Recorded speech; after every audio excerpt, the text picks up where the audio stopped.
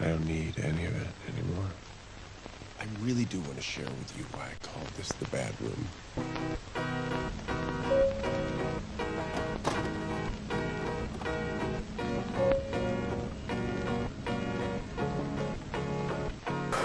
Now, this ain't my usual setup, but I just want to talk about this week's episode of The Boys real quick. Just give my thoughts on Homelander because, like, John Homelander, honestly, I gotta say, he's pretty terrifying. This episode in particular really shows how unhinged and how insane Homelander has gone. I'm sorry, John Homelander has become. Because if you saw this week's episode, really it gave me chills. Like, I saw a bunch of comments online saying, like, you could feel his aura, you could feel his presence even from the screen. Despite him being a fictional character, it almost felt like as if he was staring directly at you at the screen, saying, what exactly are you looking at?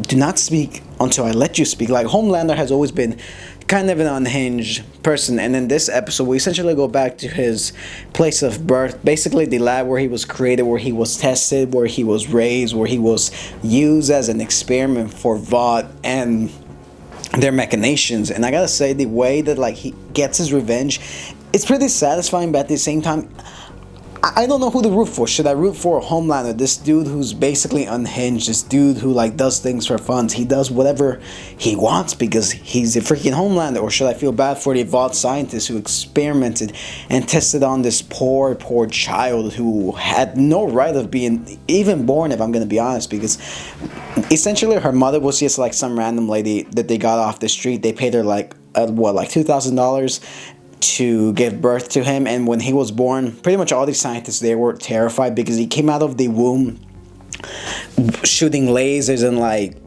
pretty much destroying everything. Just think about that. You're a scientist one day, just like you're a doctor, and this girl gives birth, and then you see, like, a freaking baby come out of the stomach shooting lasers and pretty much destroying everything. It's pretty big nod to the comics, by the way, where Billy has to deal with a baby soup.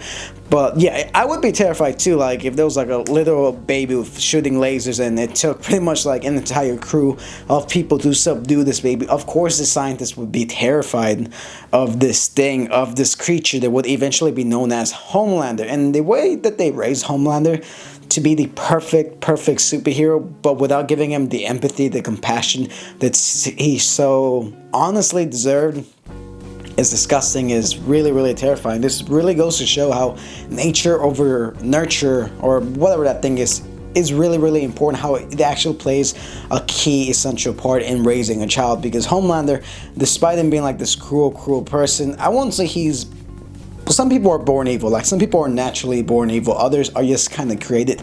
In his case, he was created. Could he have been a good person? Yeah, he could have been a good person had he actually had empathy and love growing up, had he actually been treated like a regular human rather than just a freaking toy, rather than being treated like a machine with, like, no love, no empathy. This is what those scientists eventually got, especially when Homelander was, like, torturing them, just psychologically manipulating them. It's not only until, what was her name, Rebecca or Bethesda? No, one of these scientists straight up tells him, look, you could have broken out at any time, but the only reason you didn't leave, it's because we manipulated you. We got the best psychologists in the world to trap you in this, like, sort of an environment where we condition you to have a need for love, for affection, for you to enjoy human affection. Without that, you are nothing. You could destroy everyone on the planet, but what good would that get you if you have no one to love you? And honestly, that's the more terrifying part of Homelander, the fact that he knows this is true, and that at the end of the day, he doesn't really care anymore if he has any sort of love, because no one is gonna love him. He knows that, and he knows that. So he's becoming slowly more unhinged, till, like, he eventually destroys everyone in the scientist, rips them apart limb by limb, and it's just, like, super terrifying. Like, watching this episode honestly gave me chills, like, because you could feel, like, the aura, you could feel the energy coming off this guy, and, like, he didn't really care. He is just becoming out there, like, he's insane. And the fact that we're slowly getting to see Homelander's descent into madness, slowly seeing him accept who he is, he's better than us, he's beyond human, is absolutely terrifying. And I think that's what makes Homelander a great villain, and, like, what's really disturbing about Homelander, because he was born this way, he was created this way. Could he have been better? absolutely. But essentially is their own downfall, and because of their mistakes almost 40 years ago, now they are gonna pay for it. Honestly, this was such a good episode. You gotta give it down to Anthony Starr for giving such a great performance. This performance is on the level of Heath Ledger's The Joker. In my opinion, he's becoming one of the best villains ever, but that's just my take on Homelander. What makes him absolutely terrifying is like the fact that he knows what's wrong with him and he embraces that because he just doesn't care.